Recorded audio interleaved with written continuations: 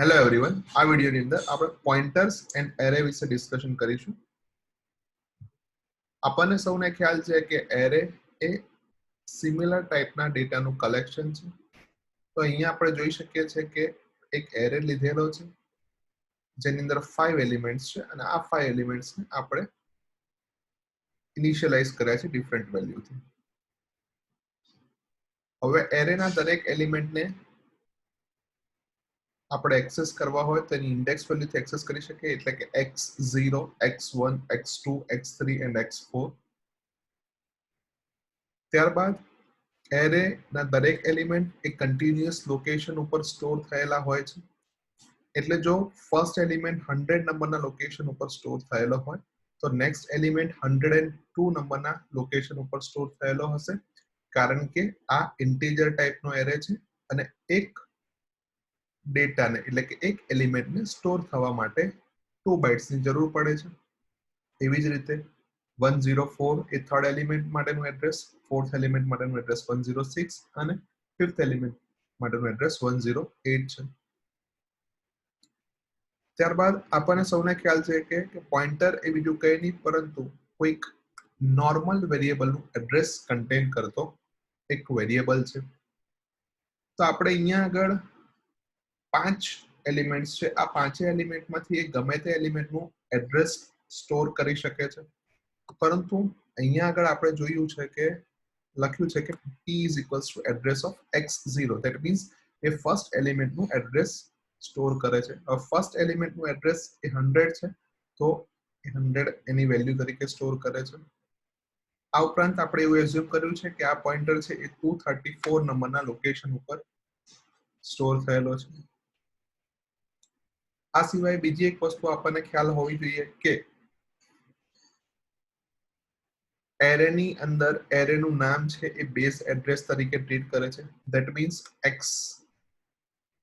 એ તમારો 100 ને ટ્રીટ કરે છે. એટલા માટે અહીંયા આગળ તમે p is equals to address of x0 ની જગ્યાએ p is equals to x લખો તો પણ ચાલે. હવે આપણે એવું લખીએ કે સ્ટાર p, ધેટ મીન્સ આ વેલ્યુ પ્રિન્ટ કરાવી હોય તો આપણે p ને ડી રેફરન્સ કરવો પડે. હવે p ની વેલ્યુ છે 100, that means star 100. Star 100 that means 100 નંબરના લોકેશન પર પડેલી વેલ્યુ, એટલે કે 12 પ્રિન્ટ થાય. ત્યારબાદ આપણે p ની વેલ્યુ ઇન્ક્રીમેન્ટ કરીએ, p++. હવે p એ પોઇન્ટર ટાઈપનો વેરિયેબલ હોવાથી અને ઇન્ટીજર ટાઈપનો પોઇન્ટર હોવાથી એની વેલ્યુની અંદર એ 2 નો વધારો કરશે. ધેટ મીન્સ હવે તમારા p ની વેલ્યુ 102 થઈ જશે.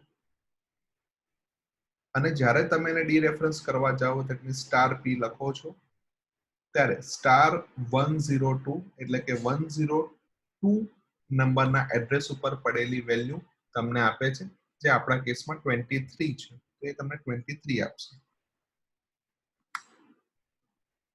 તો એનો મતલબ એ છે કે તમે એક સિંગલ પોઇન્ટર થ્રુ તમારા એરેને એક્સેસ કરી શકો છો. તો આ આપણા માટે બહુ ઈઝી કામ થઈ ગયું. તો આવા જ થોડાક એક્ઝામ્પલને આપણે સમજીએ.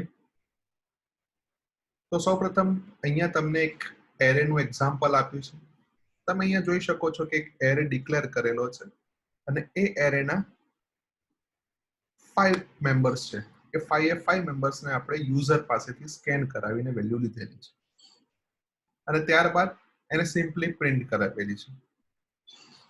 હવે આ જ એક્ઝામ્પલનો બેઝ લઈને આપણે એરે અને પોઇન્ટરને સાથે સમજીશું. તો અહીંયા આગળ તમારો એરે એ જ છે x5, જે તમે અહીંયા જોઈ શકો છો ડાયાગ્રામની અંદર. ત્યારબાદ એક પોઇન્ટર વેરિયેબલ ડિક્લેર કર્યો છે, ત્યાં તમે એવું લખ્યું છે કે p is equals to address of x0.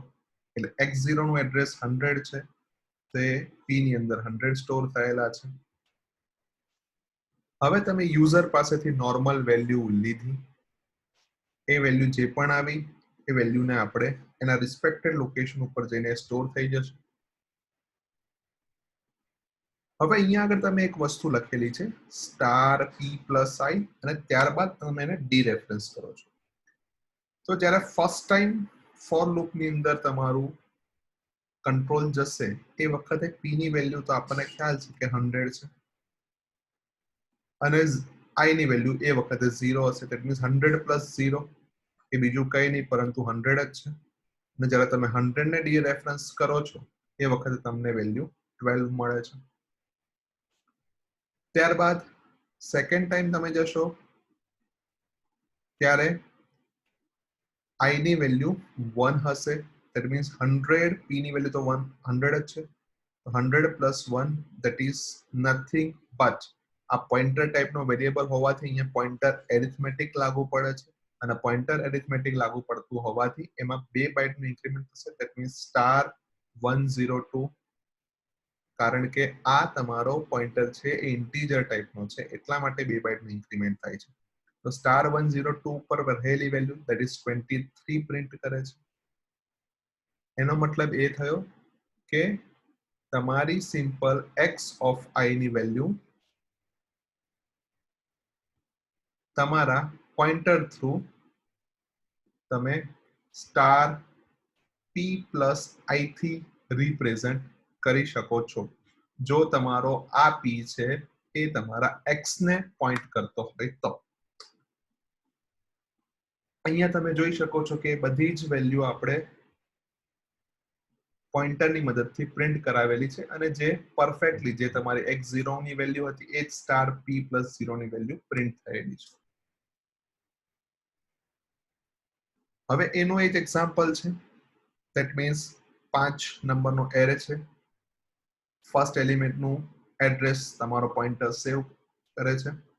અહીંયા તમે જોઈ લો 100 અને ફર્સ્ટ એલિમેન્ટનું એડ્રેસ પણ 100 છે. ત્યારબાદ તમે અહીંયા આગળ બહુ મહત્વની વસ્તુ લખી છે સ્કેનએફ ની અંદર કે p plus i. Now p છે એ તમારો પોઇન્ટર છે. પોઇન્ટર એ એડ્રેસ કન્ટેન કરતો વેરિયેબલ છે એટલે તમે એવું લખી શકો કે 100 પ્લસ 0. તો આનો મતલબ એ થયો કે 100 નંબરના લોકેશન ઉપર જઈને વેલ્યુ સ્ટોર થઈ જાય. તો નો ઇનડાયરેક્ટલી મીનિંગ પણ એવો થયો કે તમે પોઇન્ટર વેરિયેબલની મદદથી વેલ્યુને સ્કેન પણ કરાવી શકો છો એટલે કે યુઝર પાસેથી લેવડાવી પણ શકો છો. તો આગળનું જે એક્ઝામ્પલ હતું જ્યાં આગળ આપણે એડ્રેસ ઓફ xi નો યુઝ કરતા હતા જ્યાં આગળ અહીંયા આગળ આપણે p પ્લસ i નો યુઝ કરીએ છીએ. તો એનો મતલબ એવો થયો કે એડ્રેસ ઓફ xi એ ની વેલ્યુ p પ્લસ i જેટલી હોય છે જો તમારો p એ પોઇન્ટર વેરિયેબલ હોય અને p તમારો x ને પોઇન્ટ કરતો હોય તો. તો સિમ્પલી આ સ્કેનએફ ની મદદથી જ્યારે તમે સેકન્ડ ટાઈમ લૂપની અંદર આવો તો એ તમારું 100 પ્લસ 1 એટલે કે 102 નંબરના લોકેશન ઉપર વેલ્યુ સ્ટોર કરે. હમણાં આપણે જોયું એમ કે આ પોઇન્ટર વેરિયેબલ હોવાથી પોઇન્ટર એરિથમેટિક લાગુ પડે અને ઇન્ટીજર ટાઈપનો પોઇન્ટર હોવાથી 2 બાઇટનું ઇન્ક્રીમેન્ટ કરે એટલે 102 ઉપર વેલ્યુ સ્ટોર થશે. આવી જ રીતે તમારી બધી જ વેલ્યુ અહીંયા સ્ટોર થવાની છે અને જ્યારે તમે એને xi ની મદદથી પ્રિન્ટ કરશો તમે અહીંયા જોઈ શકો છો કે જે વેલ્યુ તમે p પ્લસ i ની મદદથી લીધી હતી એ જ વેલ્યુ તમને અહીંયા xi ની મદદથી પ્રિન્ટ થયેલી જોવાય છે. હવે લાસ્ટ જે એક્ઝામ્પલ છે એ એક્ઝામ્પલની અંદર આપણે એવું જોયું છે કે એક એરે લીધેલો છે અને એને પોઇન્ટર થ્રુ પોઇન્ટ પણ કરાવેલો છે પરંતુ આપણે વેલ્યુ જે લીધી છે એ પણ પોઇન્ટર વેરિયેબલ થી લીધી છે અને વેલ્યુ પ્રિન્ટ પણ પોઇન્ટર વેરિયેબલ થી પ્રિન્ટ કરાવેલી છે. તો એનો મતલબ એ છે કે તમારો એરે જે પણ છે એને તમે સિમ્પલી પોઇન્ટરની મદદથી ટ્રીટ કરી શકો છો.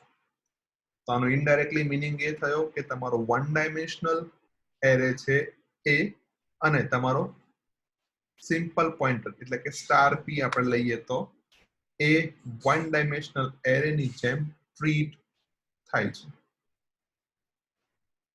તો આની જ મદદથી આપણે આગળ ડાયનેમિક મેમરી એલોકેશનથી